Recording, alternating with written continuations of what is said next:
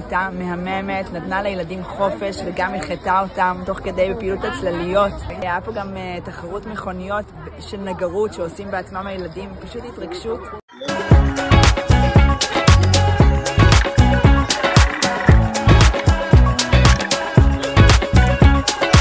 החנות מרחב יצירה, ממליצה לכולם לעקוב באינסטגרם.